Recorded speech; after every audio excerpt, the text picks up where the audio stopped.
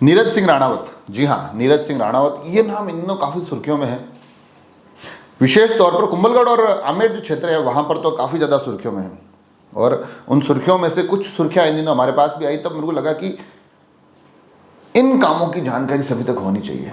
हालांकि उनकी एक संस्था है यूथ सोशल केयर फाउंडेशन, ये उसके माध्यम से काम करते हैं, अपने आप को कहते हैं कि एक समाज सेवी के तौर पे काम कर रहा हूँ। हालांकि क्षेत्र के काफ़ी लोग ये कहते हैं कि इनकी राजनीतिक महत्वाकांक्षा भी है, मगर फिर भी मैं ये एपिसोड इसलिए बना रहा हूँ कि इन्होंने जो तमाम काम किए हैं, जो कामों की फहरिस्त मेरे पास आई है बाहर रह रहे के, अब वो चाहे समाज सेवी के तौर पे काम कर रहे हो, चाहे भविष्य की राजनीतिक अपनी ज़मीन तलाश रहे हो, ये जो काम हो रहे हैं ये यकीनन अच्छे हैं, इनकी चर्चा होनी चाहिए। तो मैंने सोचा चलिए इन तमाम कुछ कामों को आप तक लेके आएंगे और कोशिश करेंगे कि बाकी के भी जो दावेदार हैं या बाकी के भी जो राजनीतिक महत्वाकांक्षाओं से जुड़े हुए लोग हैं वो भी कुछ इस दिशा में आए। ऐसा पहले मैंने एक अजय सोनी जी का भी बनाया था, उन्होंने उनके भी तमाम कैंप थे मेडिकल, वो बताए थे। तो ये जो खबर एक बार मेरे पास आई थी, भील समाज के एक वैवाहिक आयोजन से जुड़ी खबर थी, जिसमें कि तकरीबन 25 जोड़ों को नीरज सिंह राणावत ने प्रति जोड़ा 5100 रुपये से एक राशि, एक आर्थिक सहयोग भेंट किया।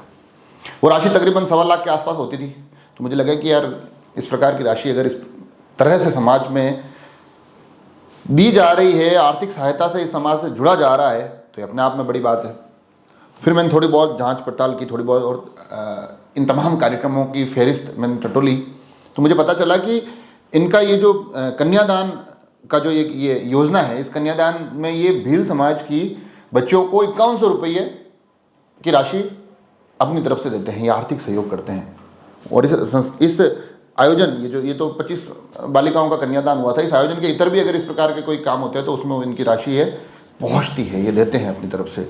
एक और खबर इनकी जो मेरे पास आई थी उसका भी मैंने थोड़ा बहुत टटोला। खबर तो जो आई वो खबर तो जिलोला की थी कि वहाँ पर पानी की एक समस्या थी और लोगों ने कहा कि यार ये समस्या है और हमको इसका समाधान चाहिए, तो उन्होंने वहाँ एक ट्यूबवेल करवाई थी। उनकी थोड़ा सा मैंने इसमें भी टटोला, तो उनकी एक योजना चलती है उधर, लोक कल्याणकारी योजना, नलकूप योजना 2022, और इसके माध्यम से ये जहाँ जहाँ समस्याएँ होती है पानी की, वहाँ पर ये नलकूप या ट्यूबवेल ये अपने माध्यम से करवाते हैं और काफ़ी संख्या में उधर करवा चुके हैं। और इस संबंध में जब मैंने इनसे भी बात की थी कि आखिर आपने कितने क्या योजनाओं के तहत कितने करवाए हैं, आपकी संस्था जिस संस्था के सचिव है यूथ सोशल केयर संस्थान, उसके सचिव है, तो क्या कार्य योजना है पानी को लेकर, तो उन्होंने कहा कि आने वाले समय में गर्मी आ रही है, अगर पानी की समस्याएं समाधान हो जाता है तो बहुत बढ़िया, अगर नहीं होता है, कोई तकलीफ आती है तो हम फिर टैंकर भी लगवाएंगे। तो आगे ये भी देखने वाली बात होगी। और एक जो क्षेत्र है जहां और भी ये बेहतर तरीके से काम उनके सामने आया, मेरे सामने, जहां इन्होंने क्रिकेट की एक पहले बड़ी प्रतियोगिता करवाई थी पूरे क्षेत्र की, इस बार अभी हाल ही में कुछ समय पूर्व वॉलीबॉल की करवाई, और उसके साथ जहां जहां गाँव में खेल प्रतियोगिताएं होती है तो उनकी तरफ से कुछ न कुछ सहयोग उसमें रहता है। ये कोशिश करते हैं कि उन प्रतियोगिता से जुड़ कर रहें। तो इस प्रकार से ये तमाम ये जो कार्यक्रम होते हैं, तमाम ये अलग अलग क्षेत्र के जो ये कार्यक्रम है, चाहे जिसमें वैवाहिक कार्यक्रम हो, चाहे पानी की समस्याओं से जुड़े हुए कार्यक्रम हो, खेल कूद प्रतियोगिता हो, तो उसमें एक अपनी भूमिका निभा रहे हैं, जो अच्छी बात है। लगता है, हमको भी लगता है कि क्षेत्र में कोई इस प्रकार से सक्रिय रहे तो बेहतर बात है। इसके अलावा कुछ ऐसे काम भी हमारे सामने आए जो व्यक्तिगत थे, जिसमें शायद एक सोनी जी थे आमेर क्षेत्र के, जिनको शायद करंट लग गया था और उनके बड़ी तकलीफ आ गई थी, तो वहाँ पर भी इन्होंने एक आर्थिक मदद प्रोवाइड करवाई थी।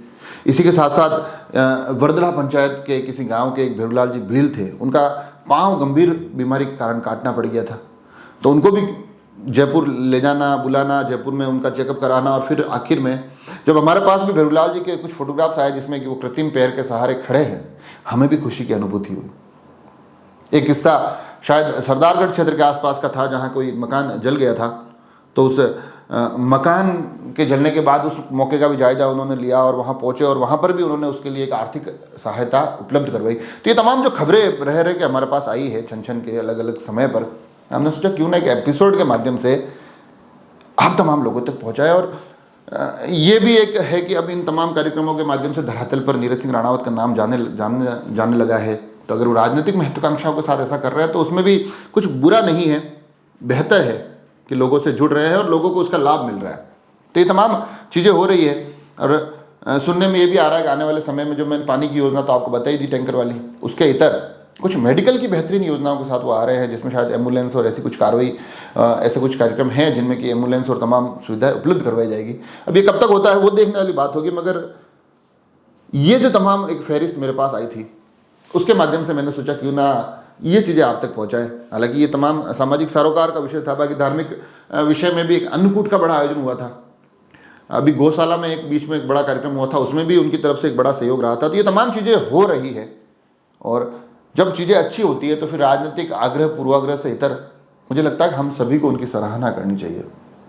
तो हमने भी ये कोशिश की कि इन तमाम कामों को आप तक पहुँचाए, इस नाम को आप तक पहुँचाए। इस नाम का अभी आप तक आना इसलिए भी ज़रूरी है कि अच्छे काम हो रहे हैं।